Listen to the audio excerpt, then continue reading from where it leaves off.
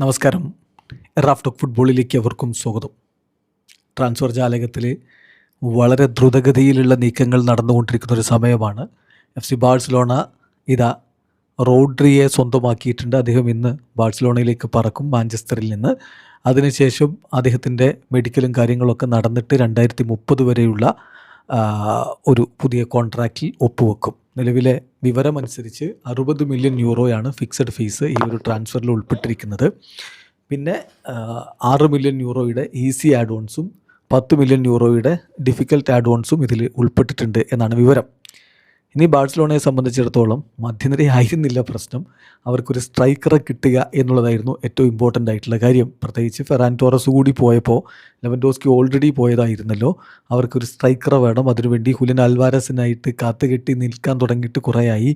ഒന്നും സംഭവിക്കാത്ത ഈ ഒരു സ്ഥിതിവിശേഷത്തിൽ അവർ ഇതാ ആഴ്സണൽ താരമായിട്ടുള്ള വിക്ടർ ഗ്യോക്കറസിനായിട്ട് ശ്രമങ്ങൾ നടത്തുന്നു എന്നുള്ള വിവരം പുറത്തേക്ക് വരുന്നു. എൽ ചിരിങ്കിറ്റോ TV അത് പുറത്തുവിട്ടിട്ടുണ്ട്. അവർ ഉദ്ധരിച്ചുകൊണ്ട് goal.com റിപ്പോർട്ട് ചെയ്യുന്നു. Barcelona are set to explore a move for Victor Gyokeres in the coming hours as an alternative striker option following Ferran Torres departure എന്നാണ് അവരുടെ റിപ്പോർട്ട്. സോ ബാഴ്സലോണ അത്തരം ഒരു നീക്കങ്ങളിലേക്ക് കടക്കുന്നു. ഒരു പകരം സ്ട്രൈക്കർ അവർക്ക് എന്തായാലും വേണം. ഹുലിയൻ്റെ കാര്യത്തിൽ ഇതുവരെ ഒരു നീക്കുപോക്ക് സംഭവിച്ചിട്ടില്ലാത്ത ഒരു സ്ഥിതിവിശേഷത്തിൽ ഫെറാൻ ടോറസ് ക്ലബ്ബ് വിട്ട ഈ ഒരു ഘട്ടത്തിൽ അവർ വിക്ടർ ഗ്യോക്കറസിനായിട്ട് നീക്കങ്ങൾ നടത്തും. വരും മണിക്കൂറുകൾ അതിനുള്ളതാണ് എന്ന് ഇതാ റിപ്പോർട്ട് വരുന്നത്. അതേസമയം ഹുലിൻ അൽവാരസിൻ്റെ കാര്യത്തിൽ ഇന്നലെ അർജന്റീൻ മാധ്യമങ്ങൾ റിപ്പോർട്ട് ചെയ്തൊരു വിവരമുണ്ട്.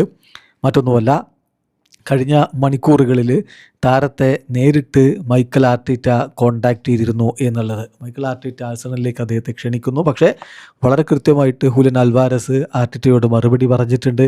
തനിക്ക് ബാഴ്സലോണ മാത്രം മതി, ബാഴ്സലോണയിലേക്ക് മാത്രമേ താൻ പോവുകയുള്ളൂ എന്നുള്ള നിലപാട് അറിയിച്ചിട്ടുണ്ട് എന്നാണ് വിവരം.